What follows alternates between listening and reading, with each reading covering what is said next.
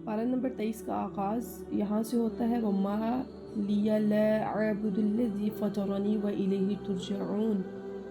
सूरह यासीन का कुछ हिस्सा जो आयत नंबर 22 से यहाँ पे है और 23वें पारे का स्टार्ट है, जिसमें अल्लाह रब्बुल इज़्ज़त इसमें फरमा रहे हैं आक़ाए दो जहाँ को कि आप फरमाएं कि वो मा लिया और क्या है मेरे लिए ला अअबुदुल्लज़ी, ये कि ना मैं इबादत करूँ उसकी जिसने फ़तरनी मुझको पैदा किया, व इलैहि तुरजऊन और जिसकी तरफ क्या है तुमको लौट कर जाना है।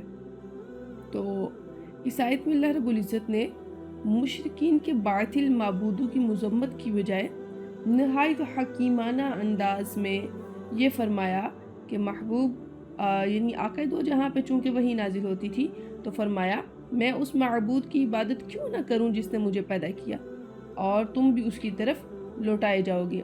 क्या मैं माबूद बरहक को छोड़कर इन बुतों की जो है वो इबादत करूं या इन बुतों को माबूद करार दूं कि अगर रहमान अल्लाह ताला मुझे नुकसान पहुंचाना चाहे तो इनकी शफाअत मेरे किसी काम ना आएगी। किन की शफाअत? इन बुतों की शफाअत मेरे किसी काम ना आएगी और ना ही वो मुझे बचा सकेंगे। इसके बाद फरमाया अल्लाह ताला की कुदरत व जलालत को बयान किया गया। सूरज हैं, चाँद, सियारे कादिर मुतलक के निज़ाम के ताबे चल रहे हैं और ये मुमकिन ही नहीं कि इसमें कोई फ़साद या टकराव हो जाए। यानी अल्लाह ताला ने जो हर चीज़ को इंसान के लिए मुसख्खर किया, ये चाँद है, ये सूरज है, ये सियारे हैं, ये सितारे हैं, ये सारे के सारे अपने मदार में चल रहे हैं। अल्लाह ताला ने इनकी मंज़िलें मुकर्रर कर दी, इनकी तकदीर मुकर्रर कर दी। कोई भी ऐसा नहीं जो अल्लाह ताला की नाफरमानी करे और एक कदम भी आगे बढ़ सके या एक ज़रा भी आगे बढ़ सके। अगर ये ऐसे करे तो फिर तो निज़ाम जो है वो दरहम बरहम हो जाए, या एक तबाही या एक सियारा किसी सियारे से टकरा जाए तो कितने मसाइल बने। लेकिन हर चीज़ जिसको अल्लाह रब्बुल इज़्ज़त ने ड्यूटी लगा दी, जिसको मुसख्खर कर दिया, वो अल्लाह के हुक्म के फरमाबरदार हैं और उसी के ताबे चल रहे हैं।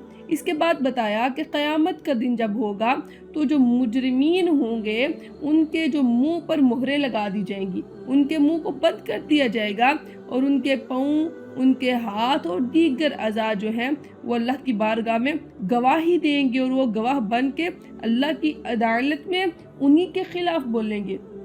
देखिए कितना सख्त वक्त होगा। उस वक़्त इंसान की ज़ुबान बंद हो जाएगी, पहले पूछा जाएगा हाँ तुम बताओ तुम क्या कहते हो।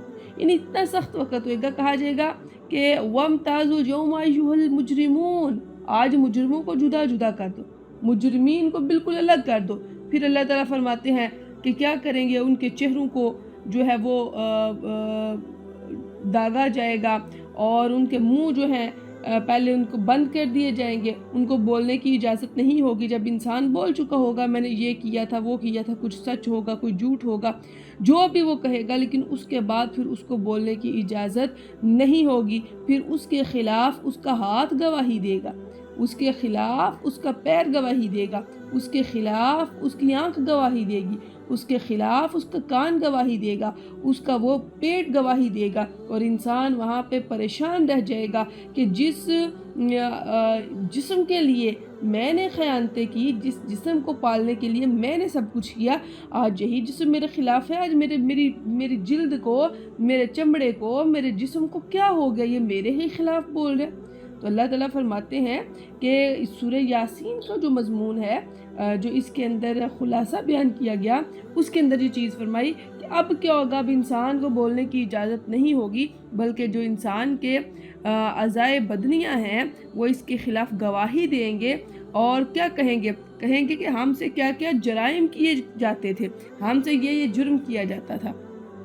देखिए वो किस कदर सख्त वक़्त होगा कि इंसान के जो अज़ा हैं वही उसके ख़िलाफ़ हूँ। इंसान ना उनको चुप करवा सकेगा, اور جب انسان کا سب سے زیادہ تو انسان کا اپنا وجود ہے نا، جب انسان دیکھیں ہمارے ہاتھ ہیں، ہمارے پاؤں ہیں، ہم اپنی مرضی سے ان کو اٹھا سکتے ہیں فی الوقت، لیکن جب قیامت کا دن ہوگا، جس نے ہاتھ کے ساتھ گناہ کیا ہوا ہوگا ہاتھ بول پڑے گا، چوری کی ہوگی، خیانت کی ہوئے گی، جس نے حرام کھایا ہوئے گا، جو چل کے گناہ کے کام کی طرف گیا ہوگا پاؤں اس کے خلاف بول پڑے گا، اسی طرح جس نے آنکھوں سے گناہوں کو دیکھا ہوگا وہ آنکھیں بول پڑیں گی، ہر چیز انسان کے خلاف گواہی دے گی اور اتنا سخت وقت ہوگا۔ تو آج ہم دیکھیں اپنے وجود کو، جس کو سجانے کے لیے، جس کو ہم خوبصورت بنانے کے لیے اتنی کاوشیں کرتے ہیں، کل کو وہی ہمارے خلاف ہے تو پھر ہمارے پاس کیا بچا؟ ہمارے پاس تو کچھ بھی نہ بچا۔ اس کے بعد کیا کیا؟ اس کے بعد جو بتایا، اور یہ کیا ہے، یہاں پہ جو سورہ یاسین میں اس کو جس طرح بیان کیا گیا، فرمایا اليوم نختم علی افواہہم وتکلمنا ایدیہم وتشہد ارجلہم بما کانوا یکسبون۔ فرمایا کہ اليوم آج، نختم ہم مہر لگا دیں گے، علی افواہہم ان کے منہ پر، وتکلمنا اور کلام کریں گے ہم سے، ایدیہم ان کے ہاتھ، وتشہد اور گواہی دیں گے، ارجلہم ان کے پاؤں، بما کانوا ان تمام چیزوں کے جو وہ کیا کیا کرتے تھے، کمایا کرتے تھے۔ اس کے بعد آیت نمبر 78 سے منکرین آخرت کے اس عقلی سوال کا جو ہے وہ ذکر ہے۔ اب وہ لوگ جو آخرت کا انکار کرتے تھے کیا کہتے تھے؟ وہ سوال یہ کرتے تھے کہ جب انسان مر جائے گا، ہڈیاں تک انسان کی بوسیدہ ہو جائیں گی، تو دوبارہ کون زندہ کرے گا؟ تو پھر جواب دیا کہ دوبارہ بھی وہی خالق تبارک تعالی زندہ کرے گا جس نے بغیر کسی نام و نشان کے پہلے پیدا کیا تھا، جب تمہارے پیدا ہونے کا کوئی چانس ہی نہیں تھا، جب اللہ تعالیٰ نے تمہارے کوئی چیز بنی نہیں ہوئی تھی۔ ایک چیز پہلی دفعہ بنانا مشکل ہوتا ہے، اس کو دوسری دفعہ بنانا آسان ہوتا ہے، تو جو رب کائنات پہلی دفعہ تمہیں بنانے پہ قادر ہے، وہ دوسری دفعہ بنانے پہ بھی قادر ہے۔ اور فرمایا کہ جس نے، وہ اللہ تعالیٰ ہے، وہی انسان کی تخلیق کرے گا، دوبارہ انسان کو بنائے گا، جس نے بغیر کسی نام و نشان کے پہلے پیدا کیا تھا، حالانکہ اب کوئی ذرہ خاک یا راکھ موجود ہے۔ مزید فرمایا کہ اللہ تعالیٰ جب کسی چیز کا ارادہ فرماتا ہے، سورہ یاسین کے لاسٹ میں جب اللہ تعالیٰ کسی چیز کا ارادہ فرماتا ہے تو اللہ تعالیٰ اسے کیا کہتا ہے؟ کن کہتا ہے، انما امرہ اذا اراد شیئا ان یقول لہ کن فیکون۔ اللہ کہتا ہے کن، کہتا ہے فیکون، تو کیا ہو جاتا ہے؟ ہو جاتا ہے۔ اللہ کی بارگاہ میں کچھ بھی مشکل نہیں ہے، یہ ممکن یا ناممکن آپ کے لیے ہے، ہمارے لیے ہے، لیکن اللہ کی بارگاہ میں ہر چیز ممکن ہی ممکن ہے، وہاں پہ ناممکن کا سوال ہی پیدا نہیں ہوتا۔ اگر ہم سم ٹائم اللہ تعالیٰ سے کوئی دعا مانگتے ہیں تو ہم یہ شک کر کے وہ مانگے نا کہ پتہ نہیں ہوگا یا نہیں ہوگا، وہ نہ ہونے والی تو بات ہی نہیں، وہاں پہ ناممکن نہیں ہے اللہ کی بارگاہ میں۔ یہ ہم جیسے ناقص لوگوں کے لیے ناممکن چیزیں ہوتی ہیں، اس کی بارگاہ میں ہمیشہ ہر چیز ممکن ہے، وہ بس ہر چیز کو کن کہتا ہے، فیکون ہو جاتا ہے۔ یعنی صرف اللہ تعالیٰ کے لیے تو ارادہ ہی کافی ہے، وہ ارادہ فرماتا ہے تو کیا ہو جاتا ہے؟ چیز بن جاتی ہے، تخلیق ہو جاتی ہے۔ اللہ تعالیٰ، ہم اللہ تعالیٰ کے کن کے محتاج ہیں۔ اللہ کی بارگاہ میں جب دعا کرتے تو کہا کرے، یا اللہ تیرے خزانے تو بڑے پڑے ہیں میرے مالک و مولا، ہم تیرے کن کے محتاج ہیں، مولا تو کن کہہ دے گا تو ہو جائے گا، تیرے لیے تو کوئی چیز مشکل ہے ہی نہیں۔ اور اللہ کی بارگاہ میں اس کی تعریف کو بیان کرنا، اللہ کی جو قدرت ہے اس کو بیان کرنا، یہ اللہ تعالیٰ کی رضا کا ذریعہ بنتا ہے۔ اس کے بعد سورۃ الصافات کا آغاز ہوتا ہے، اور اس سورت کے شروع میں کچھ قسمیں کھائی گئیں، ان کا ذکر کیا گیا، والصافات صفا فالزاجرات زجرا فالتالیات ذکرا، قسمیں کھائی گئیں اور ان کا ذکر کیا گیا۔ اور اس کے بعد فرمایا بے شک، ساری قسمیں کھانے کے بعد اللہ تعالیٰ کیا فرماتے ہیں؟ بے شک تمہارا معبود صرف ایک ہے، ان الہکم لواحد، فرمایا ان الہکم لواحد، تمہارا معبود صرف ایک معبود ہے۔ اور اس کے بعد جو اس میں بیان فرمایا، جیسے کہ ہم نے پہلے بھی شہاب ثاقب کے بارے میں پڑھا تھا کہ جو شیطان تھا، پہل اس کا جو داخلہ تھا وہ عالم بالا کی طرف ہوتا تھا، یعنی وہ آسمانوں پہ چڑھ جاتا تھا، اپنے کچھ جو اس کے آگے تھے جنات وغیرہ جو تھے، وہ آسمانوں پہ چڑھ کے خبریں لیتے تھے، جا کے کاہن کے کان میں ڈالتے تھے، اور وہ پھر کچھ سچ اور کچھ جھوٹ ملا کے لوگوں کو بیان کرتے تھے۔ تو پہل جو تھا شیطان کا داخلہ عالم بالا کی طرف ہوتا تھا، مگر پھر آیت نمبر 10 میں یہ بتایا گیا کہ اب اس کا داخلہ عالم بالا میں بند ہے، اور اگر وہ ادھر کا رخ بھی کرتا ہے، ادھر جانے کی کوشش بھی کرتا ہے، تو اس کے اوپر آگ کے کوڑے برسائے جاتے ہیں۔ اس کے بعد آیات قرآنیہ پر اعتراض کرنے والوں کا اور پھر آخرت کا انکار کرنے والوں کا ذکر فرمایا۔ ان کا ایک مکالمہ قرآن پاک میں ذکر کیا گیا ہے کہ وہ کہتے ہیں کیا جب ہم مر کے مٹی اور ہڈیاں ہو جائیں گے تو کیا ہم دوبارہ اٹھائے جائیں گے؟ او آباؤنا الاولون، اور کیا ہمارے اگلے باپ دادا بھی دوبارہ اٹھائے جائیں گے؟ تو اللہ تعالیٰ نے آقا دو جہاں سے فرمایا کہ کل آپ فرما دیجئے نعم، جی ہاں، وانتم داخرون، تم ذلیل ہو کر دوبارہ اٹھائے جاؤ گے۔ فإنما هي زجرة واحد، یہ تو ایک جڑک ہے، فإذا هم ينظرون، اور پھر جب بھی وہ دیکھنے لگیں گے۔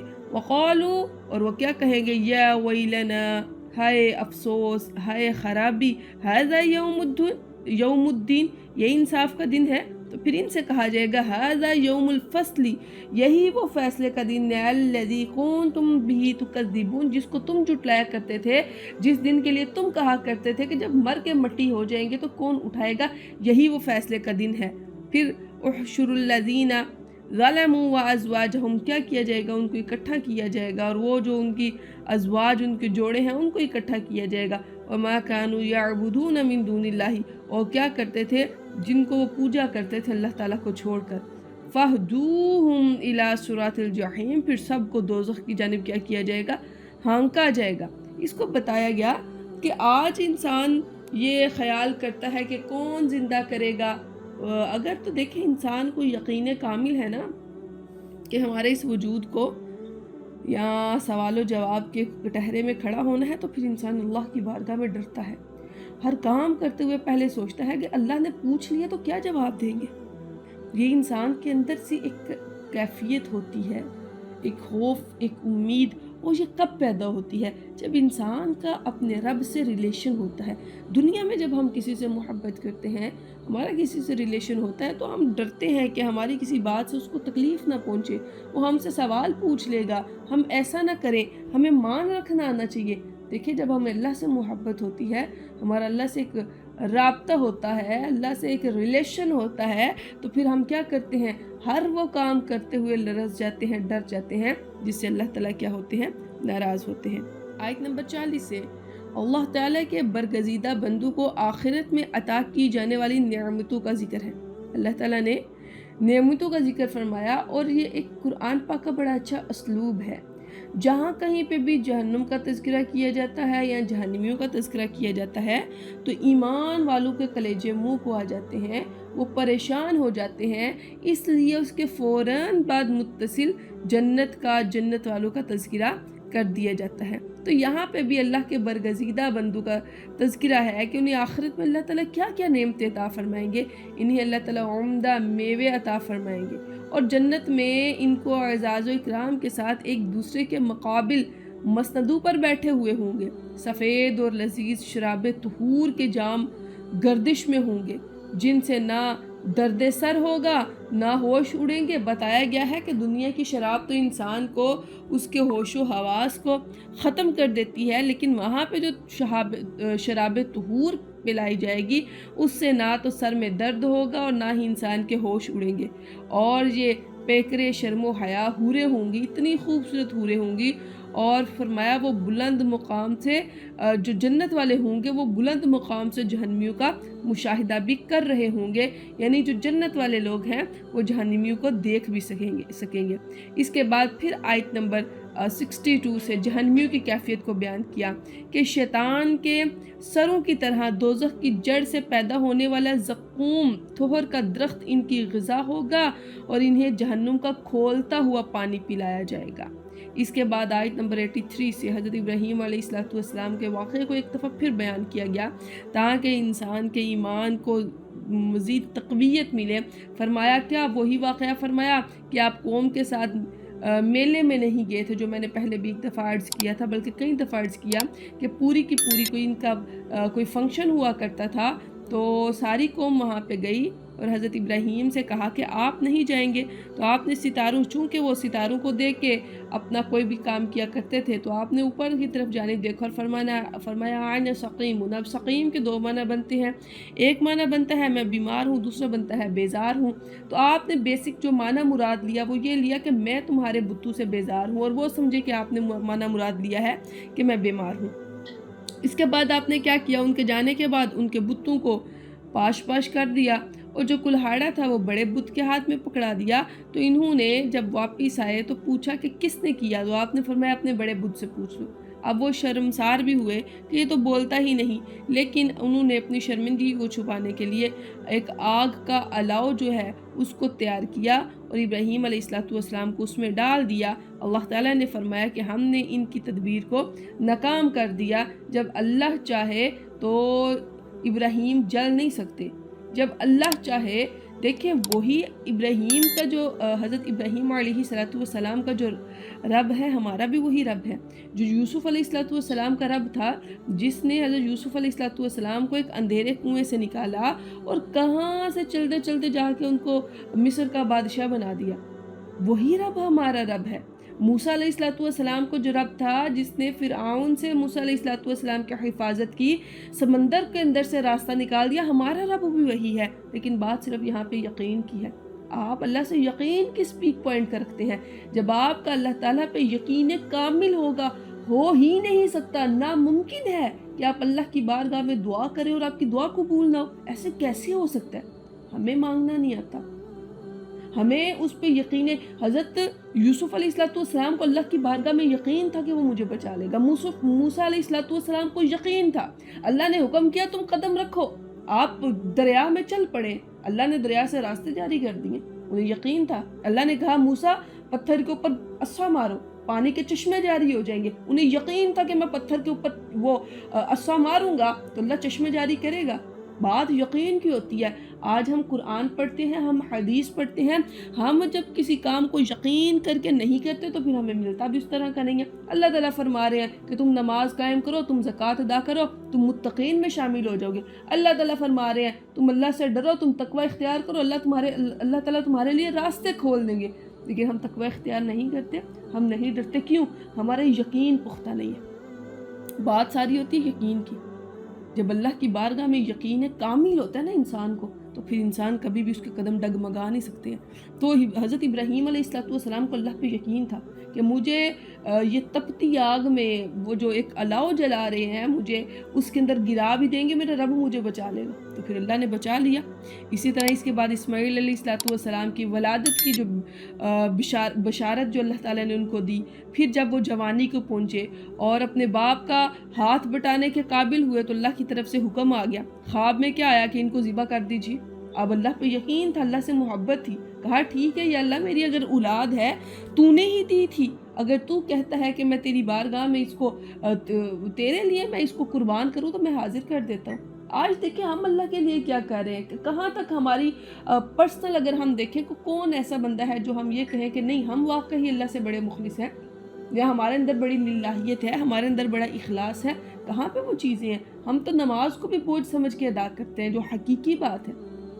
بس جلدی سے نماز کو ادا کیا. کتنی دیر ہماری جائے نماز پہ گزرتی ہے؟ کیا اللہ کے بتائے ہوئے اللہ تعالیٰ کا قرآن میں اللہ تعالیٰ نے فرمایا لا تخلف المیعاد، اللہ تعالیٰ اپنے وعدے کے خلاف کرتا ہی نہیں ہے. ہمارا یقین کمزور ہو گیا. لیکن حضرت ابراہیم علیہ السلام کو یقین کامل تھا. وہ دعا کر رہے ہیں یا اللہ مکہ بیابان ہے، لوگوں کے چہرے اور لوگوں کے رخ اس طرف موڑ دے. اللہ نے لوگوں کے رخ اس طرف موڑ دیے. آج مکہ میں برکتیں ہیں. حضرت ابراہیم علیہ السلام کی دعا کا ہی تو صدقہ تھا، آپ نے دعا کی تھی.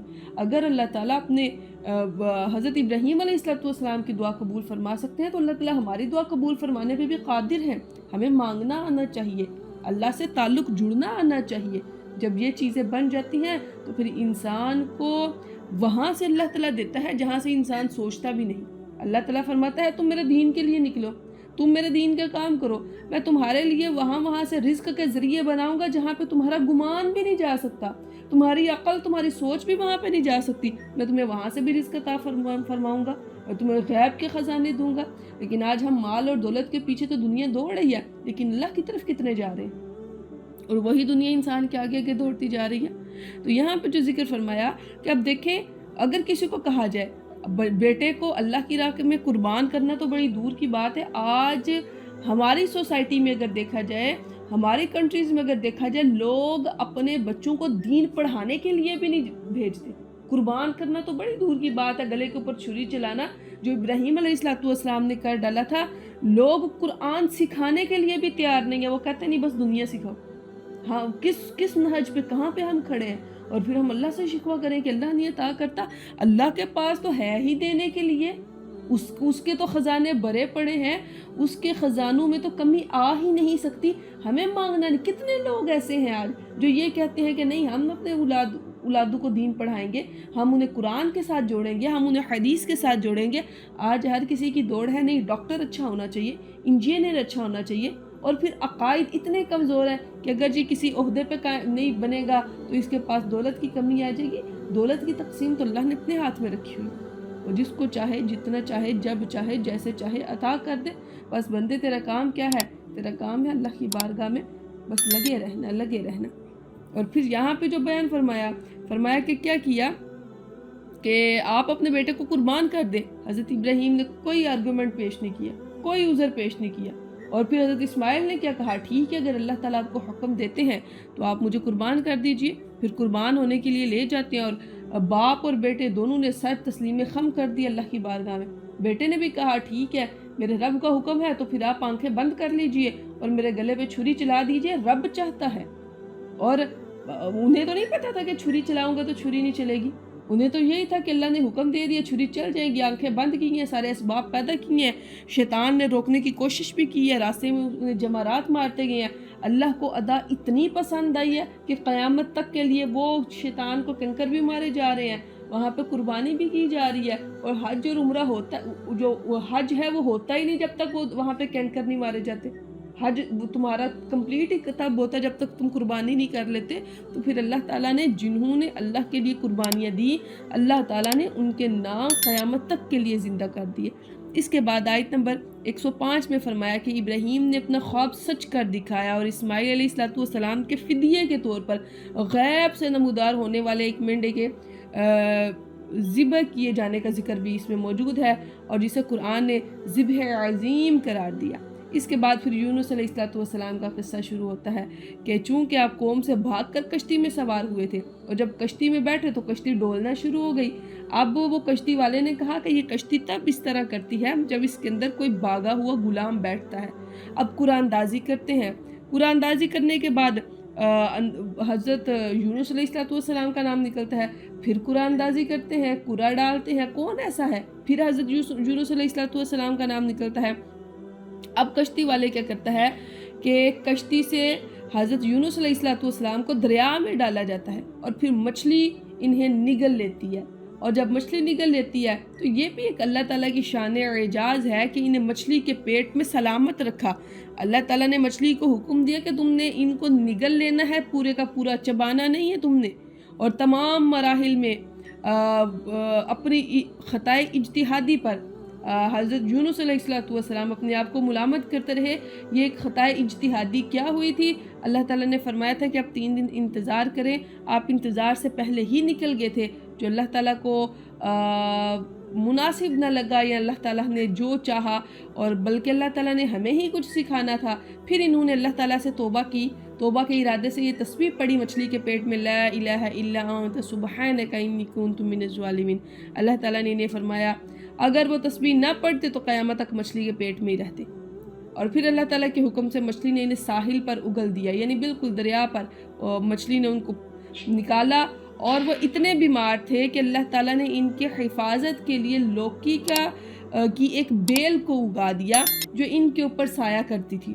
اور قرآن نے یہ بھی بتایا کہ وہ 1 لاکھ سے زیادہ لوگوں کی طرف رسول بنا کے بھیجے گئے تھے، حضرت یونس علیہ السلام 1,00,000 سے زیادہ لوگوں کی طرف رسول بنا کے بھیجے گئے تھے، اور آج بھی جو کوئی پڑھتا ہے لا الہ الا انت سبحانک انی کنت من الظالمین، اگر پریشانی میں ہے، تکلیف میں ہے، تو اللہ رب العزت اس کی پریشانی اور تکلیف کو دور فرما دیتے ہیں۔ اور میں اکثر آپ سے کہا کرتی ہوں کہ انبیاء علیہم السلام کی دعائیں جو قرآن میں مذکور ہیں، انہیں اللہ کی بارگاہ میں مانگا کریں۔ مصیبت میں پھنس جائیں، پریشانی میں پھنس جائیں، لوگ جا کے لوگوں سے پڑھاتے ہیں، خود پڑھیں لا الہ الا، ایک دفعہ، میں کہتی ہوں 1,00,000 دفعہ تو نہ پڑھیں، آپ دل سے ایک دفعہ اللہ کو پکار لیں، لا الہ الا انت سبحانک انی کنت من الظالمین، یقین کامل کے ساتھ وہ ایک دفعہ پڑھا آپ کا اللہ کی بارگاہ میں قبول ہو جائے گا۔ یہ جو آپ کے سامنے میں نے ابھی عرض کیا تھا، یہ سورۃ الصافات کا جو تھا وہ مضمون تھا، اس کے اندر جس چیز کا ذکر ہوا اس کو ہم نے پڑھا۔ چونکہ ہم خلاصہ پڑھ رہے ہیں اور بہت ڈیٹیل سے تو ہم نہیں پڑھ رہے، لیکن ایٹ لیسٹ ہمیں یہ پتہ چلتا جا رہا ہے کہ اس میں اللہ رب العزت نے میسیج کیا دیا ہے اور بیان کیا فرمایا ہے۔ اس کے بعد ذکر ہوتا ہے سورہ صاد کا، اور سورت کی ابتدا میں قرآن کریم اور اس کے بارے میں کفار کے اعتراضات کا ذکر ہے۔ مشرکین کو جنہیں اپنی طاقت پر بڑا ناز تھا، وہ خدا کے اور خدائی کے دعوے کرتے تھے۔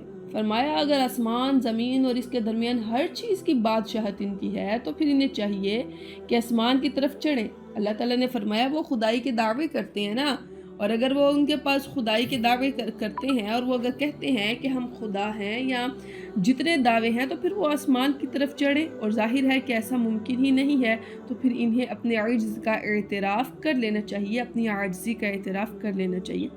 اس کے بعد اس صورت میں قوم نوح، عاد و ثمود، فرعون، قوم لوط اور اصحاب الایکہ کا پھر اللہ تعالیٰ نے ذکر فرمایا۔ دیکھیں قرآن پاک میں جب ہم نے پڑھا ہے، بارہا انبیاء کے قصص بیان کیے گئے۔ اللہ تعالیٰ بندے کو جھنجھوڑ ہے، تم جاگ جاؤ، تم میری طرف آ جاؤ۔ یقین کریں ایسا ممکن ہی نہیں کہ جو بندہ قرآن پڑھے اور اس کا دل نہ بدلے، ایسا ہو ہی نہیں سکتا۔ قرآن کی تاثیر ہی ایسی ہے۔ کوئی بھی دنیا کی کتاب ہے، آپ اس کو ایک دفعہ پڑھیں گے، 2 دفعہ پڑھیں گے، 3 دفعہ پڑھیں گے، 4 دفعہ آپ کو پڑھنے کو دل ہی نہیں چاہے گا، آپ کا دل اکتا جائے گا، آپ کو کہے گا ہاں ہمیں سب کچھ آتا ہے، ہمیں کوئی نئی چیز نہیں مل رہی۔ لیکن قرآن پاک واحد ایسی کتاب ہے، آپ اس کو 20 مرتبہ بھی پڑھیں گے، ہر دفعہ آپ کو ایک نیا پوائنٹ ملے گا۔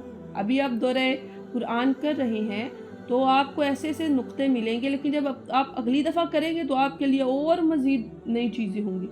ہر دفعہ قرآن پڑھنے کا ذائقہ، مزہ، تاثیر اور اس سے حاصل ہونے والی چیزیں جو ہیں ہر دفعہ الگ ہوتی ہیں۔ تو پھر اللہ تعالیٰ نے اس صورت میں ان جو ہے قوموں کا ذکر فرمایا، اور فرمایا کہ انہوں نے رسولوں کو جھٹلایا، ان پر اللہ کا عذاب جو ہے وہ اترا۔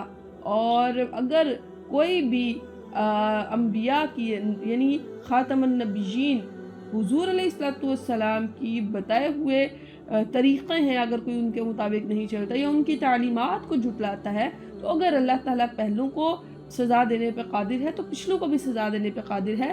لیکن امت محمدیہ ہونے کے ناطے سے اللہ تعالیٰ نے ہم پہ بڑا کرم کر رکھا ہے کہ اللہ تعالیٰ ہماری شکلیں مسخ نہیں کرتے۔ یہ اللہ کا بڑا خاص کرم ہے کہ پہلی قوموں میں ایک ایک برائی تھی، اور ایک ایک برائی کو لے کر کے ان کو وہیں پہ تباہ کر دیا گیا۔ جب معجزہ مانگتے، معجزہ مل جاتا تو تباہی مل جاتی، لیکن امت محمدیہ کے لیے اللہ تعالیٰ نے کیا کرم فرمایا، نہیں ابھی نہیں پوچھوں گا، محشر میں پوچھوں گا۔ اور پھر محشر میں بھی کیا کہا، آقائے دو جہاں کی سنگت میں آ جانا۔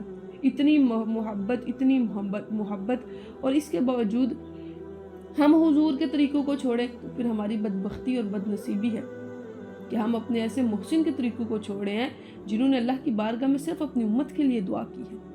اس کے بعد آیت نمبر 17 سے حضرت داؤد علیہ السلام اور ان کے معجزات کا ذکر ہے، اور کہ وہ کیا کرتے تھے، پرندے جو تھے زبور کی تلاوت کرتے وقت جمع ہوتے تھے، چونکہ زبور جو تھی حضرت داؤد علیہ السلام پہ نازل ہوئی تھی، اور جب آپ زبور کی تلاوت کرتے تھے تو پرندے بھی اس وقت جمع ہو جاتے۔ جی حضرت داؤد علیہ السلام کے بیٹے حضرت سلیمان علیہ السلام تھے، ہم نے اس کو پہلے بھی پڑھا۔ اور حضرت داؤد علیہ السلام کے بعد اللہ تعالیٰ نے حضرت داؤد علیہ السلام کو کچھ اور جو معجزات عطا کیے تھے، جس میں لوہا ان کے لیے نرم کیا گیا تھا، اور حضرت سلیمان علیہ السلام کو تو اتنے معجزات عطا فرمائے تھے، یعنی آپ نے پوری دنیا پہ حکومت کی ہے، اور جنات، چرند پرند، ہر چیز، یعنی ہوا جہاں پہ آپ کو چاہتی اٹھا کے لے جاتی، اور یہ ساری جنات، چرند، ہد کے مطلب پرندوں کی جوڑیاں، ہر چیز آپ کے ساتھ قافلوں میں چلا کرتی تھی۔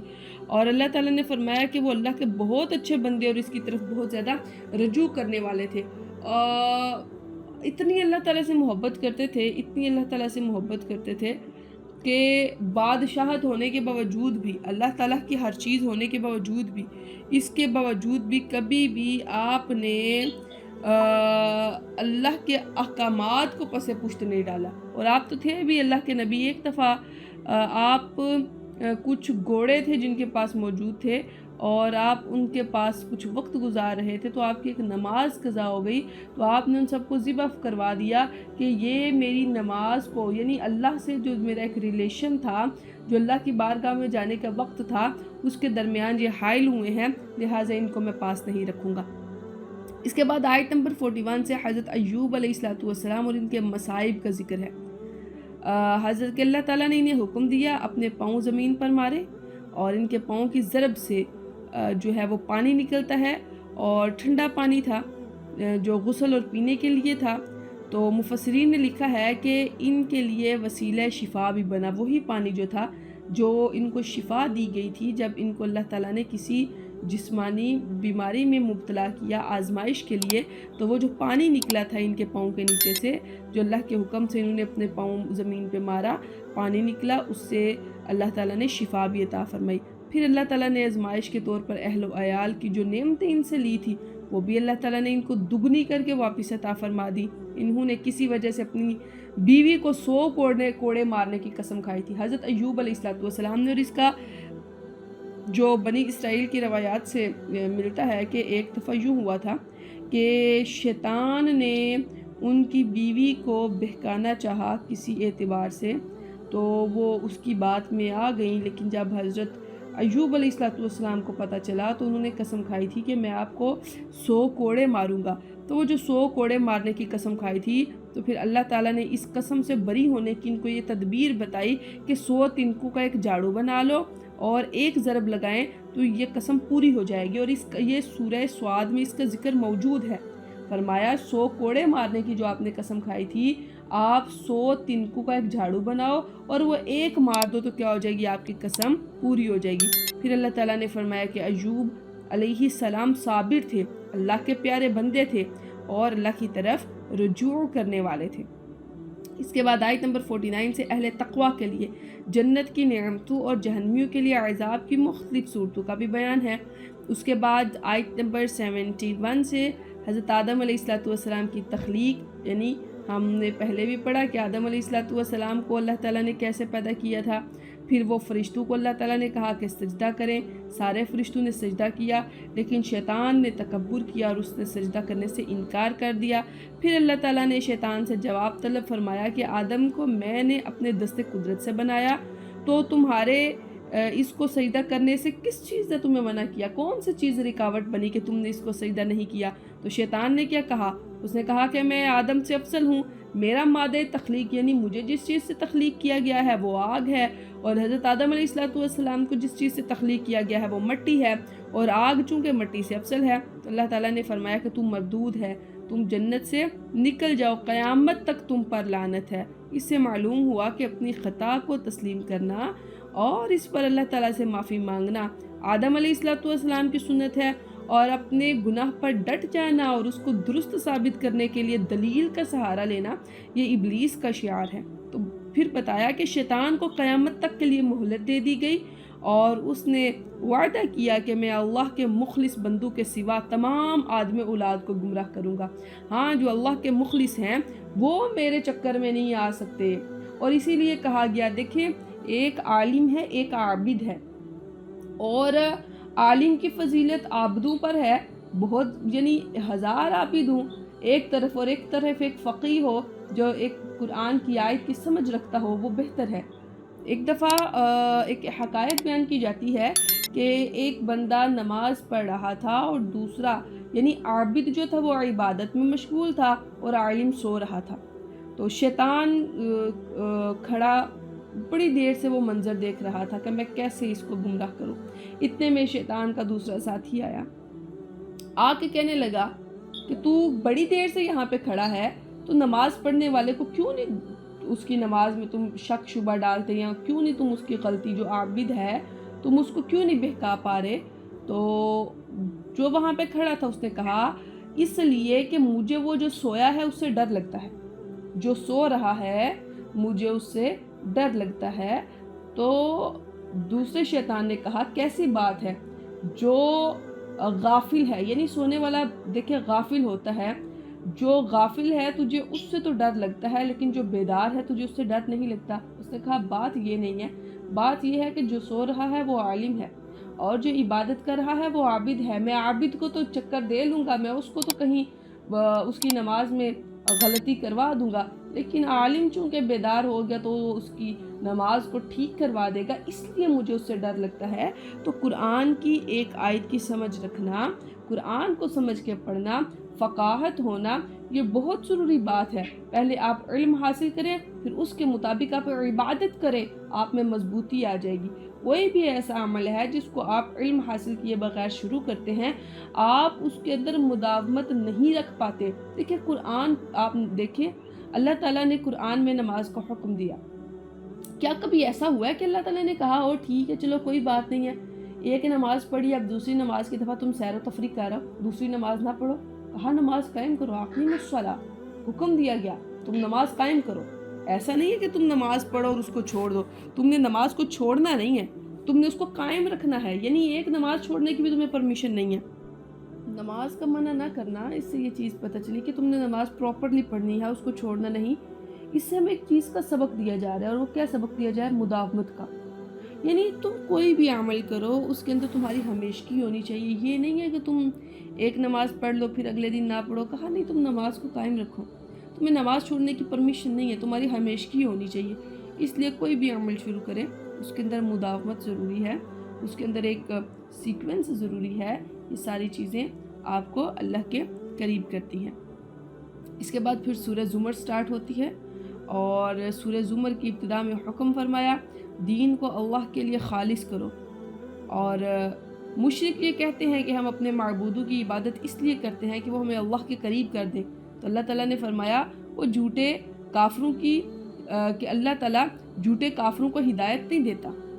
वो कहते थे कि हम इसलिए जो हैं वो अपने माबूदों की इबादत करते हैं कि ये जो माबूद है ना ये हमें अल्लाह के करीब करते हैं। तो अल्लाह ताला फरमाते हैं कि अल्लाह ताला झूठे काफरों को हिदायत नहीं देता।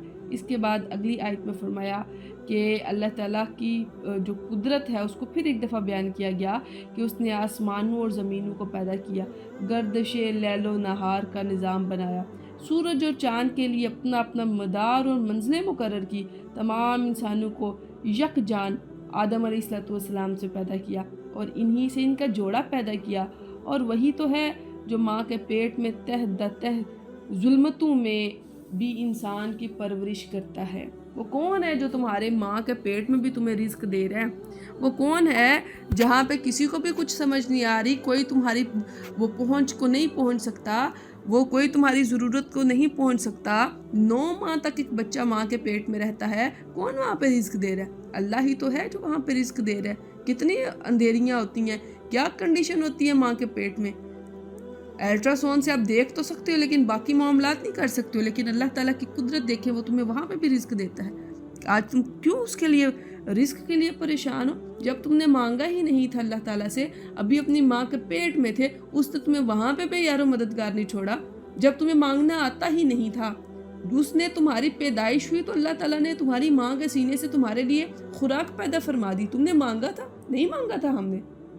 वो तो हमसे बड़ी मोहब्बत करता है, इतनी मोहब्बत करता है, मांगा ही नहीं है, बिन मांगे देने वाला रब है। तो जब हम उसकी फर्मा बरदारी करेंगे तो कैसे कर मुमकिन है कि वो हमसे नाराज़ हो कैसे कर मुमकिन है कि वो हमें अता ना करे। तो अल्लाह ताला हम पे रहम फरमाए। जो हमने पढ़ा है, जो हमने सीखा है, अल्लाह ताला इसके मुताबिक हमें ज़िंदगी गुजारने की तौफीक अता फरमाए। और कुरान पढ़ने का फ़ायदा, इसको समझने का फ़ायदा ये है कि इसके मुताबिक अमल किया जाए, हमारी ज़िंदगियों में ये असर नज़र आना चाहिए। قرآن کی تعلیمات ہماری زندگیوں سے عیاں ہونی چاہیے۔ اللہ تعالیٰ ہم پہ رحم عطا فرمائے، صحیح معنوں میں ہمیں دین کی خدمت کرنے کی توفیق عطا فرمائے۔